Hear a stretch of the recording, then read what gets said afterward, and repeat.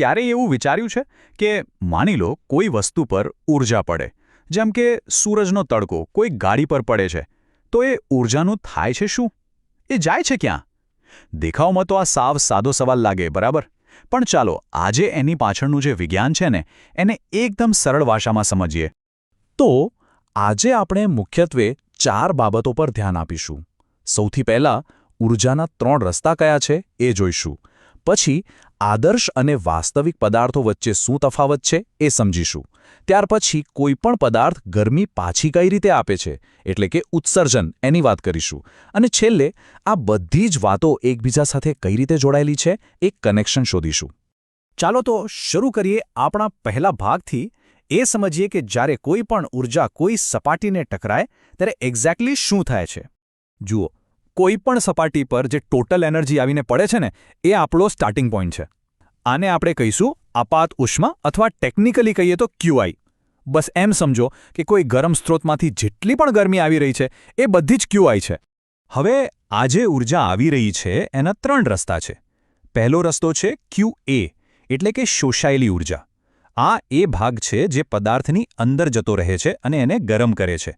બીજો રસ્તો છે QR, એટલે કે પરાવર્તિત ઊર્જા. આ બિલકુલ એવું છે જાણે કોઈ દડો દિવાલ સાથે અથડાઈને પાછો આવે. અને ત્રીજો રસ્તો છે QT, એટલે કે પારગમિત ઊર્જા.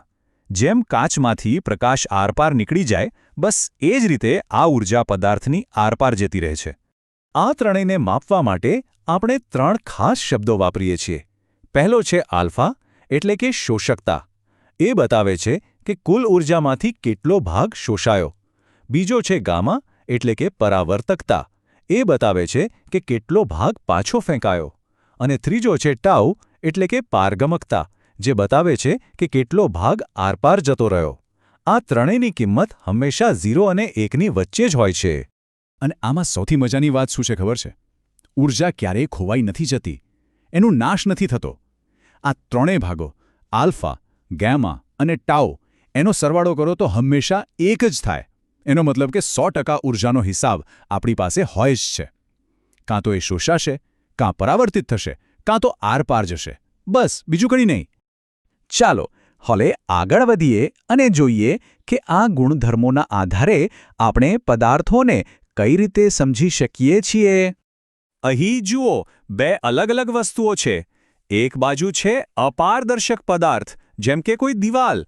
એ ઊર્જાને પોતાની આરપાર જવા જ નથી દેતી. એટલે એના માટે ટાવ, એટલે કે પારગમકતા 0 છે. જ્યારે બીજી બાજુ છે પારદર્શક પદાર્થ, જેમ કે કાચ. એ મોટાભાગની ઊર્જાને પસાર થવા દે છે. એટલે એનો ટાવ લગભગ 1ની નજીક હોય છે. અને હા, આપણી આસપાસની મોટાભાગની વસ્તુઓ અપારદર્શક જ હોય છે. હવે ફિઝિક્સમાં વસ્તુઓને સહેલાઈથી સમજવા માટે 2 આદર્શ, એટલે કે પરફેક્ટ પદાર્થોની કલ્પના કરવામાં આવી છે. એક છે વ્હાઇટ બોડી. આ એક એવો આદર્શ પદાર્થ છે જે બધી જ ઊર્જાને પાછી ફેંકી દે, જાણે કે એકદમ પરફેક્ટ અરીસો.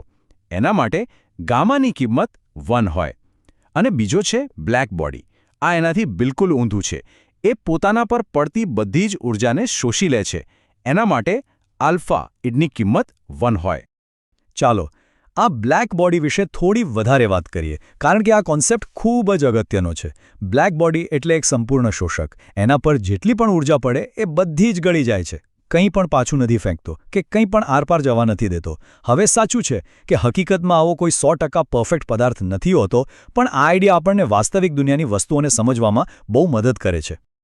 તો પછી સવાલ એ થાય કે જો આવો કોઈ પદાર્થ હકીકતમાં છે જ નહીં, તો વૈજ્ઞાનિકો એનો અભ્યાસ કેવી રીતે કરે? વેલ, એના માટે એમની પાસે એક બહુ સ્માર્ટ રીત છે. એ લોકો એક પોલો ગોળો લે છે અને એમાં એક નાનકડું કાણું પાડે છે. હવે જ્યારે પ્રકાશનું કિરણ એ કાણામાંથી અંદર જાય તો એ અંદરને અંદર જ અથડાયા કરે છે અને ધીમે ધીમે શોષાઈ જાય છે.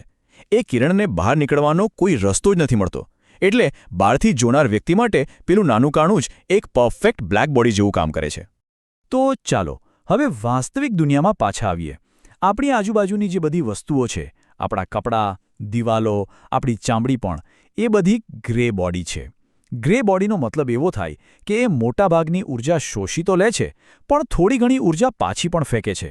અને હકીકતમાં તો આ જે થોડી ઊર્જા પાછી ફેંકાય છે ને, એના કારણે જ આપણે એ વસ્તુઓને જોઈ શકીએ છીએ. અત્યાર સુધી આપણે એ જોયું કે કોઈ પદાર્થ ઊર્જાને લે કેવી રીતે છે, શોષે કેવી રીતે છે. હવે એ જોઈએ કે એ ઊર્જાને પાછી કેવી રીતે આપે છે, એટલે કે એનું ઉત્સર્જન કેવી રીતે કરે છે. કોઈપણ વસ્તુ જેનું તાપમાન એબ્સોલ્યુટ ઝીરોથી ઉપર હોય, એટલે કે બ્રહ્માંડની લગભગ દરેક વસ્તુ એ સતત પોતાની અંદરથી ઊર્જા બહાર ફેંકતી રહે છે. પછી ભલે એક ગરમ ચાનો કપ હોય કે આપણું પોતાનું શરીર, આ જે બહાર ફેંકાતી ઊર્જા છે એને જ ઉત્સર્જન શક્તિ અથવા એમિસિવ પાવર કહેવાય છે. પણ સવાલ એ છે કે કોઈ પદાર્થ કેટલી ઊર્જા બહાર ફેંકશે. એના માટે એક બહુ જ પાવરફુલ નિયમ છે, સ્ટીફન બોલ્ટ્ઝમેનનો નિયમ. એ નિયમ એવું કહે છે કે બહાર ફેંકાતી ઊર્જા એ પદાર્થના તાપમાનના ચોથા ઘાતાંકના એટલે કે T⁴ T4 સમપ્રમાણમાં હોય છે. આ T4 બહુ જ મોટી વાત છે.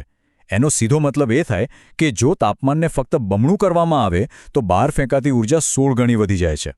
હવે જે વાસ્તવિક પદાર્થો છે, એટલે કે આપણા ગ્રે બોડી, એના માટે આપણે ઉત્સર્જકતા નામનો એક સ્કોર વાપરીએ છીએ. એને એપ્સિલોન કહેવાય છે. આ 0 થી 1 વચ્ચેનો એક આંકડો છે જે બતાવે છે કે કોઈ પદાર્થ પેલા આદર્શ બ્લેક બોડીની સરખામણીમાં કેટલું સારું ઉત્સર્જન કરે છે. સ્વાભાવિક છે કે બ્લેક બોડી માટે આ સ્કોર પરફેક્ટ એટલે કે 1 હોય છે. અને હવે આપણે આખી વાતના સૌથી રસપ્રદ ભાગ પર આવી ગયા છીએ.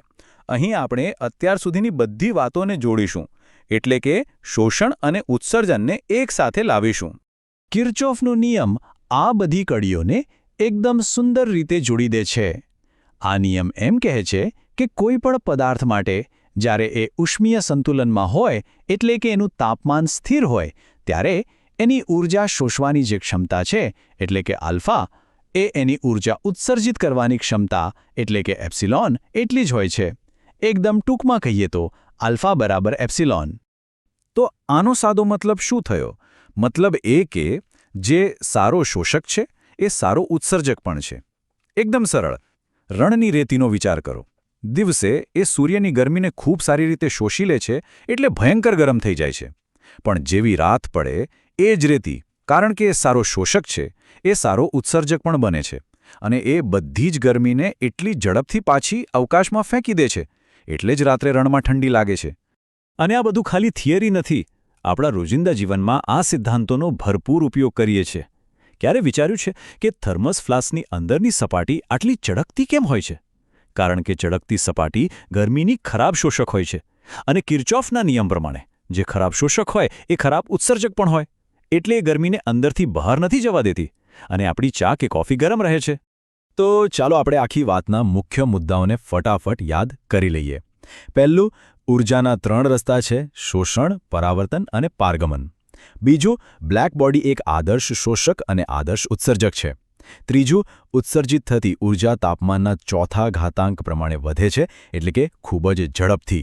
અને ચોથું અને સૌથી અગત્યનું, જે સારો શોષક છે એ જ સારો ઉત્સર્જક પણ છે. તો અંતમાં એક વિચારવા જેવો સવાલ: શું એવું બની શકે કે કોઈ પદાર્થ આપણને આંખોથી જોતા તો ઠંડો લાગે, પણ હકીકતમાં એ અદૃશ્ય ગરમીનો, જેમ કે ઇન્ફ્રારેડ કિરણોનો એક શક્તિશાળી શોષક હોય? શું કોઈ વસ્તુનો દેખાવ એના સાચા ઉષ્મીય સ્વભાવ વિશે આપણને છેતરી શકે છે? આ સવાલ પર વિચાર કરતા રહીએ.